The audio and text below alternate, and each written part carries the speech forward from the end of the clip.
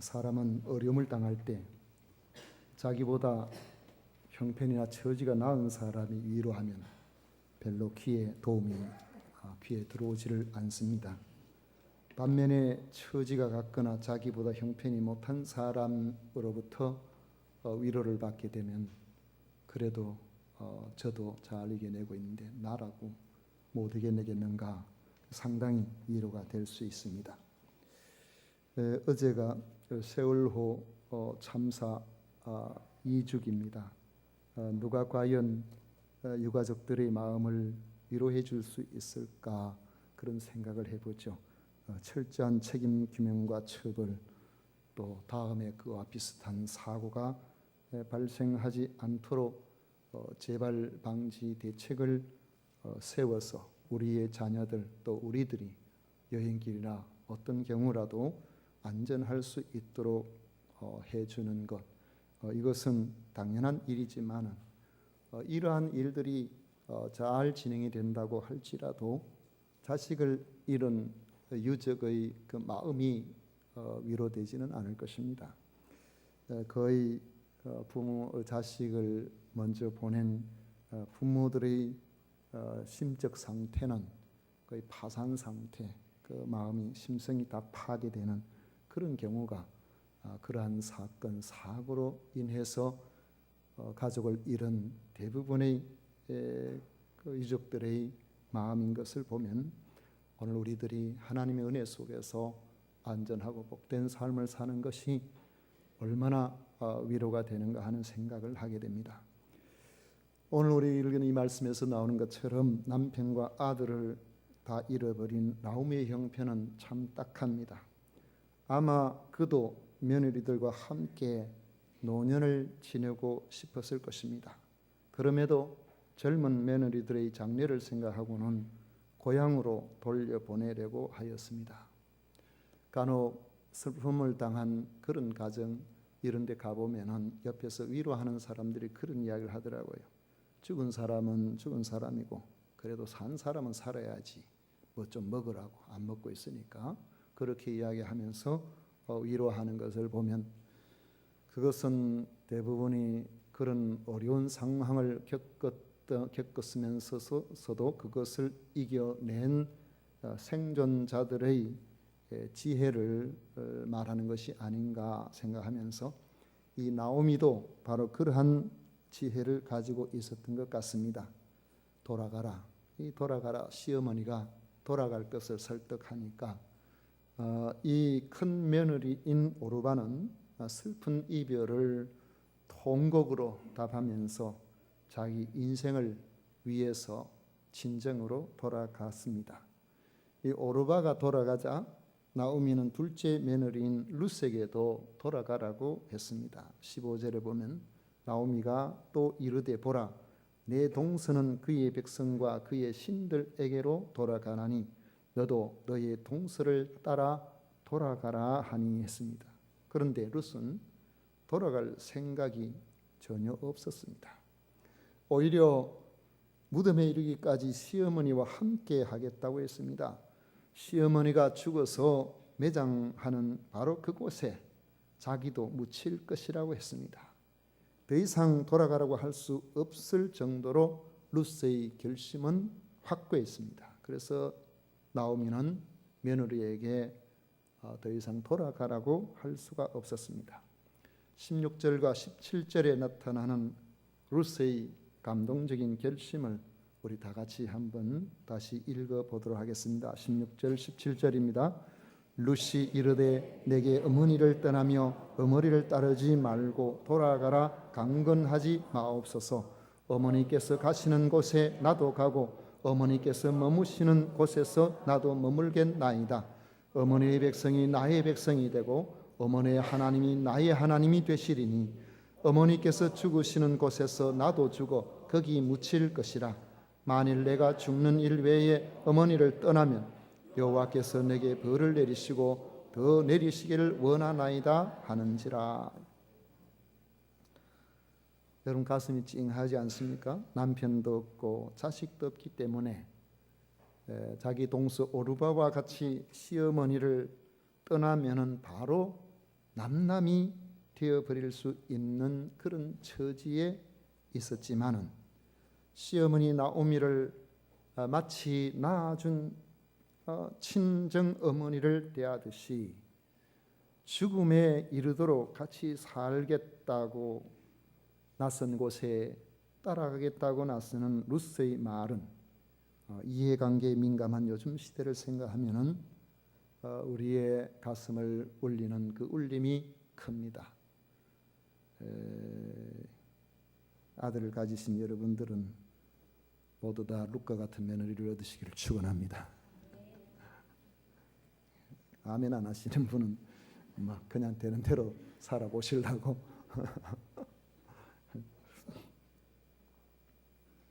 아들 둘 있는 사람 목소리는 좀 더 크고 아들 셋 있는 사람 목소리는 매우 커야 마땅한데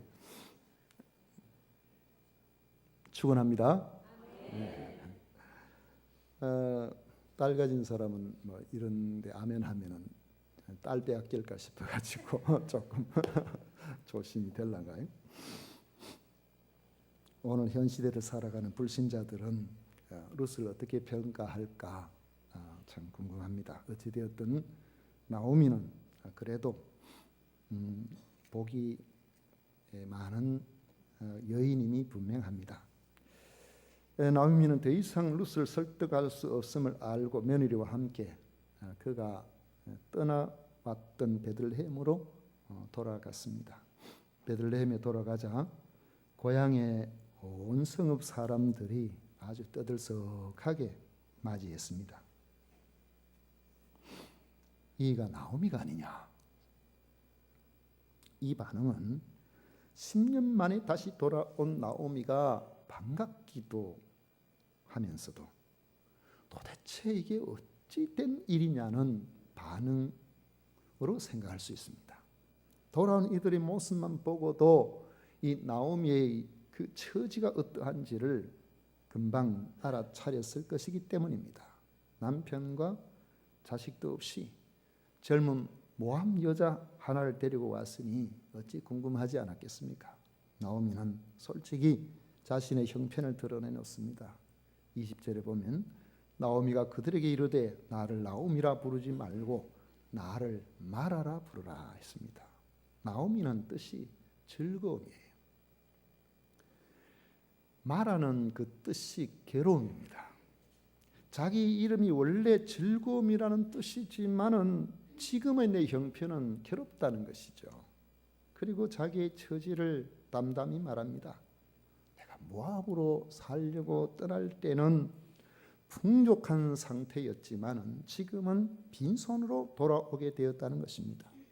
모압으로 갈 때는 남편과 두 아들과 함께 갔었지만은 지금 돌아올 때는 남편도 자식도 없는 과부로 돌아왔습니다. 그의 가정으로 보나 지금 가정의 재정 형편으로 보나 더 이상 나오미가 아닌 마라였다는 것이죠. 나오미는 자신이 마라의 상태가 된 그 원인이 하나님의 징벌이라고 보았습니다. 그런데 그가 전능하신 하나님의 징벌을 언급하고 있지만은 그 속에 그가 어떻게 살았기 때문에 이런 일이 발생했는가? 회개보다는 원망의 마음이 더 많이 들어있는 것 같습니다. 정말 나오미의 괴로움이 하나님 때문일까요? 그렇게 생각하면 원망의 마음을 가질 수도 있겠지만은 근본적인 해결책이 될 수가 없습니다. 지난 총선거 결과를 지난 수요일이니까요. 저녁에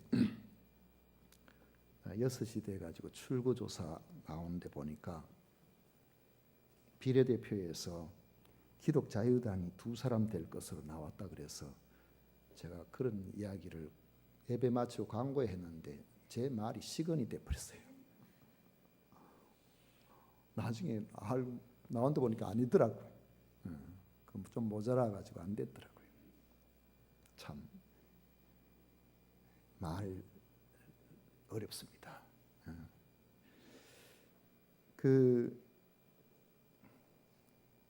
총선 결과를 한마디로 한다면은 여당 참패 이렇게 나오더라고요. 그 전 야당 의원 중에 한 사람이 총평을 하기를 새누리 참패, 더민주 선전, 국민의당 우뚝 일어났어요. 그러니까 또 다른 야당 의원 한 사람은 총평하기를 서로 당이 다른 사람인데 새누리 참패, 더민주 어부지리, 국민의당 승리 일어났더라고요. 그 매일신문에 총평이 나왔는데 거기 보니까 새누리 참패, 더민주 완승, 국민의당 돌풍 일어났어요. 자기들 입장에서 나름대로 했겠지만 어쨌든 전부 다 새누리당 참패라는 데서는 똑같은 표현을 쓰고 있는 것을 볼 수 있었습니다. 그 새누리당의 공천 과정에서 드러난 그 오만함에 건드리가 난 여당 지지층들이 상당히 많은 수가 투표를 포기하거나 대안으로 생각한 당을 찍었고, 반면에 제1 야당 지지층이 위기를 느끼고 막판에 결집했다는 그런 분석을 보통 하고 있더라고요. 그런데도 불구하고 권력의 핵심부와 여당의 권력 주변에서 함께 있는 그러한 사람들이 아직도 참패의 원인을 깊이 인식하지 못하고 서로 네 탓이라고 그렇게 하고 있다는 이야기가 들립니다. 그렇게 하면은 앞으로도 소망이 있을까 그런 생각을 해봅니다. 나오미가 베들레헴에 살 때는 양식 걱정을 할 필요가 없을 정도로 풍족했습니다. 흉년이 들었다고 당장 살기가 곤란해진 것도 아닙니다. 다만 앞으로 곤란할 수 있겠다는 부정적인 전망이 가능한 상태였습니다. 그냥 앉아서 다가올 어려움을 맞이할 것인가, 아니면은 양식이 풍족한 다른 곳으로 피해가서 우리가 흉년을 지혜롭게 극복할 것인가 하는 것은 베들레헴에 사는 사람이라면은 누구나 그곳에서 선택해야 될 몫이었습니다. 베들레헴 사람들은 비록 흉년이 닥쳤지만은 대부분이 하나님의 돌보심을 기대하면서 그곳을 떠나지 않기로 선택했습니다. 그런데 나오미 가정은 흉년을 피해서 모든 것을 사들고 베들레헴으로 떠나버렸습니다. 떠나서 간 곳이 어디입니까? 양식이 있을 만한 곳이겠죠. 그런데 그곳은 하나님이 금하신 모압이라는 곳이었습니다. 나오미는 그곳에 살면서 두 아들을 결혼시켰습니다. 나오미가 결혼시킨 그 결혼의 대상되는 며느리감들은 하나님이 결혼을 금하신 모압 여인들이었습니다. 그 결과가 10년 세월 동안에 남편과 두 아들의 죽음이었고, 풍족하게 떠났지만은 결국에는 빈손이 되어버리고 말았던 것이죠. 이제 먹고 살 길이 막막해진 상태에서 베들레헴에 양식이 풍부하다는 소식을 듣게 되자 돌아올 결심을 했고 마침내 다시 돌아오게 된 것입니다. 나오미가 돌아오게 된 까닭이 하나님께 불순종한 삶에 대한 깨달음이나 회개가 아님이 분명합니다. 그는 자신이 무엇을 잘못했는지 보다는 하나님이 자신을 징계하셨음에 더 강조점을 두고 있습니다. 자신을 괴롭게 한 것은 자신의 잘못된 선택이 아니라 하나님이시라는 것이죠.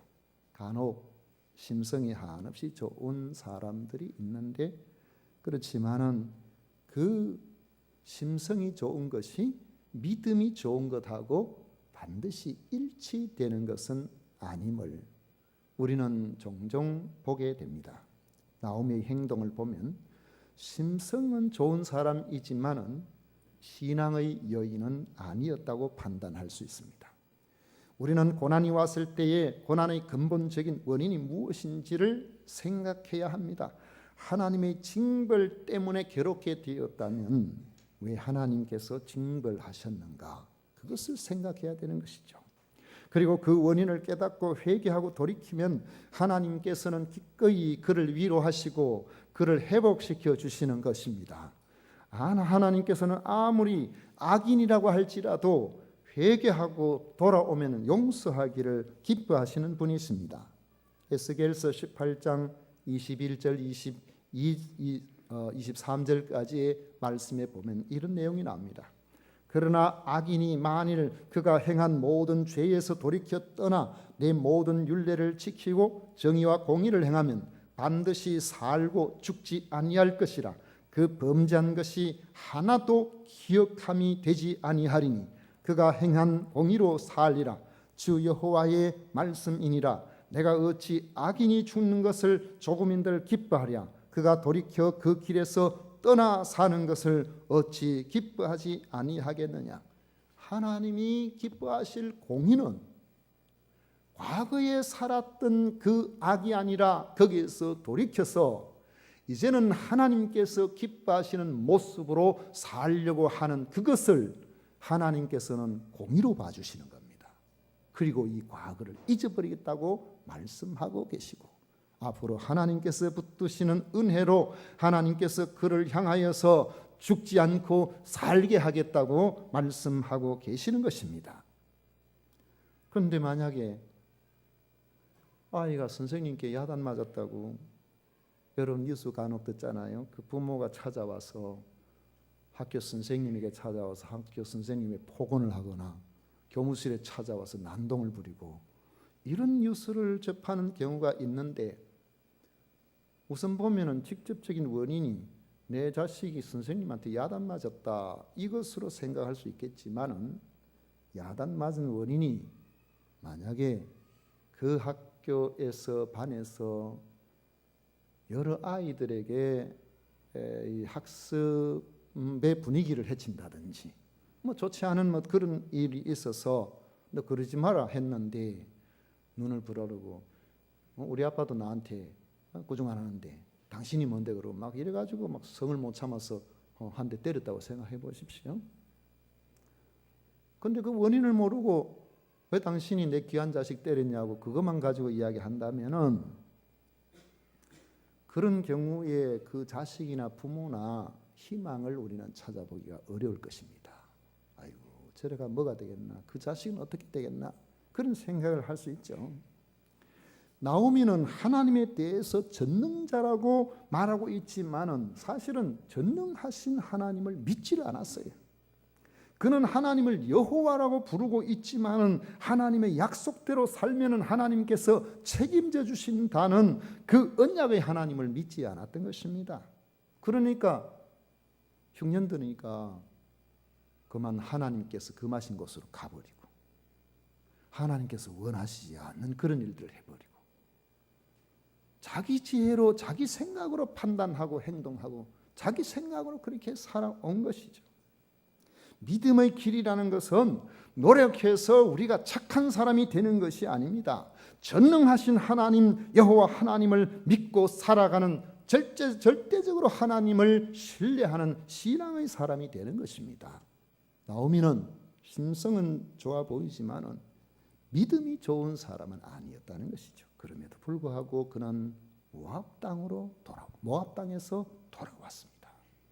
비록 양식 때문이긴 하지만 어찌 되었든 하나님이 금하신 불신의 땅에서 믿음의 땅으로 돌아온 것입니다. 돌아올 때 그냥 돌아온 것이 아니고 하나님의 백성으로 살기를 원하는 신앙이 좋은 며느리 룻을 데리고 돌아왔습니다. 그럼 우리 이렇게 생각해 보죠. 룻은 모압 여인인데 하나님께서 모압 사람과 결혼을 금하고 있는데 그런데 모압 여인이 돌아온 거 그거 우리가 어떻게 생각해야 되느냐. 하나님께서 금하신 것은 민족으로 보일 수 있지만은 사실은 언약에서 떠나 있는 사람이에요. 하나님의 약속을 믿지 않는 사람, 하나님을 믿지 않는 사람과의 관계를 이야기를 하는 겁니다. 왜 그러냐면은 여러분 생각해 보십시오. 하나님이 택하여서 믿음의 조상이 된 아브라함도 갈대아 우르 우상 숭배가 난무하는 메소포타미아 지역 그곳 사람이에요.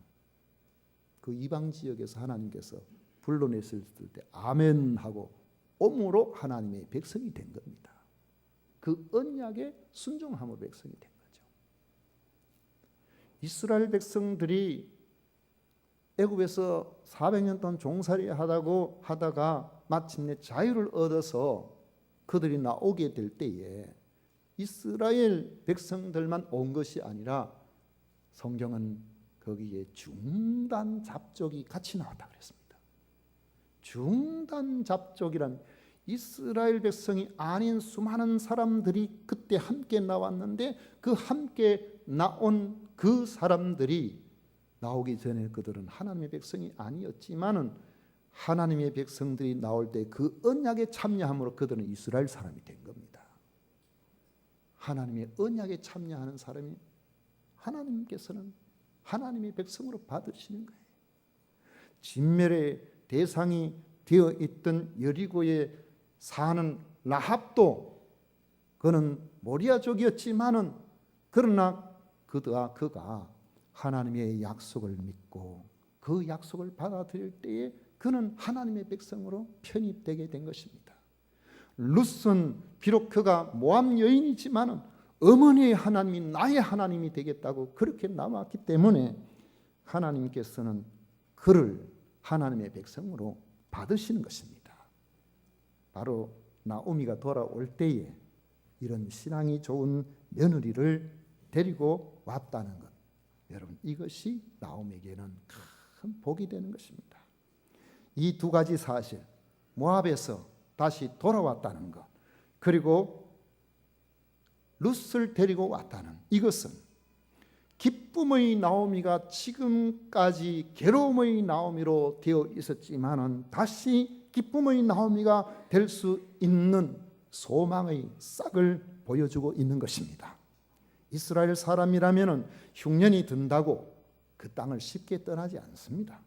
마찬가지로 그리스도인이라면은 인생 흉년이 든다고 교회를 떠나고 믿음을 떠나고 자기 마음대로 자기 지혜로서 살려고 하지 않습니다.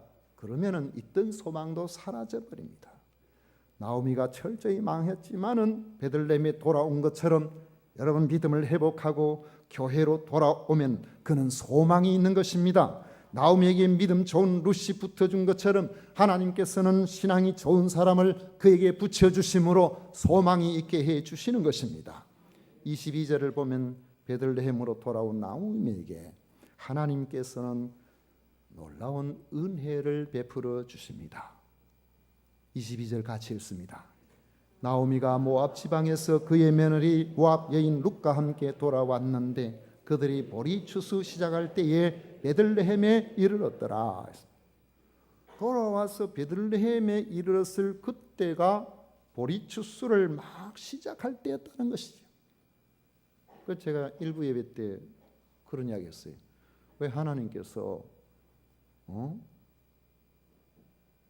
그 나락 추수할 때 오게 안 하시고 보리 추수할 때 오게 하셨을까?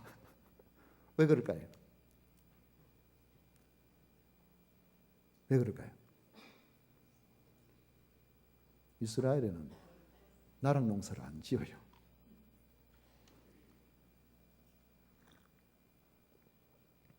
보리, 밀 이런 것만 하거든요.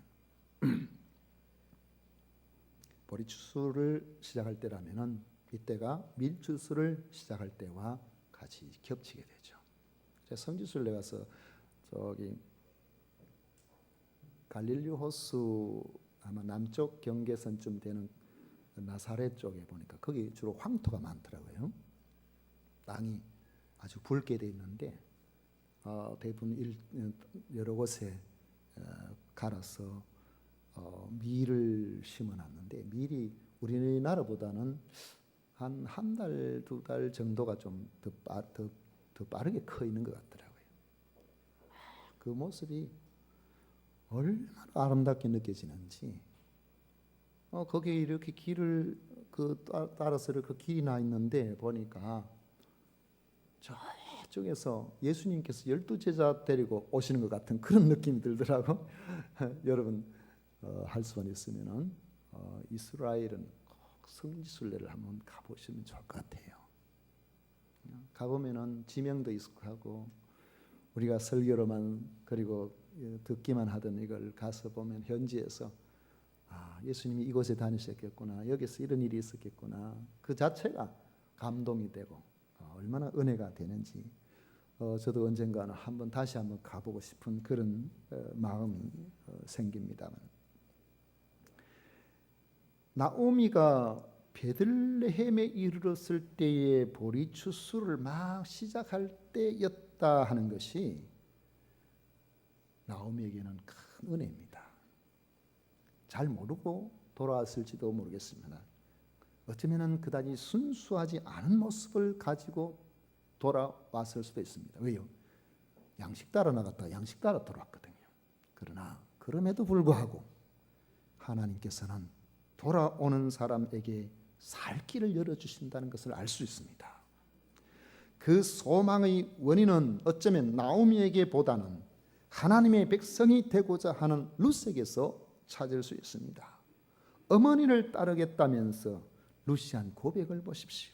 16절에 어머니의 백성이 나의 백성이 되고 어머니의 하나님이 나의 하나님이 되시리니 어머니께서 죽으시는 곳에서 나도 죽어 거기 묻힐 것이라. 만일 내가 죽는 일 외에 어머니를 떠나면 여호와께서 내게 벌을 내리시고 더 내리시기를 원하나이다 하는지라. 하나님께서 이런 룻을 어찌 기억해 주시지 않겠습니까? 22절에서 말씀하고 있는 이 말씀에도 보면 나오미가 모압 지방에서 그의 며느리 모압 여인 룻과 함께 돌아왔는데 그들이 보리 추수 시작할 때에 베들레헴에 이르렀다는 이 말씀은 결코 우연한 내용이 아님을 알 수 있습니다. 하나님을 향해 나아가는 사람들에게는 하나님께서 은혜를 베풀어 주시는 줄로 믿으시기를 바랍니다. 진정으로 복된 삶은 세상 양식이 있는 곳을 찾아 헤매는 나오미와 같은 삶이 아닙니다. 오히려 하나님의 백성이 되겠다고 모든 것을 버려두고 하나님께로 나아가는 룻과 같은 사람이 하나님께서는 복되게 해주십니다. 하나님은 먼저 아시고 미리 양식을 준비해 놓고 기다려 주시는 것입니다. 룻의 장래가 얼마나 큰 소망으로 전개될 것인지를 열어 보여주는 그런 말씀인 것이죠. 그 소망의 든든한 뿌리가 하나님께 나오는 믿음입니다. 실패하여 세상에 아무런 낙이 없다고 하는 그러한 사람일지라도 하나님께 돌아오는 사람에게는 바로 그날이 하나님께서 예비하신 양식이 풍부한 추수의 시작날이라는 사실을 기억하시기를 축원합니다. 기도하겠습니다. 고마우신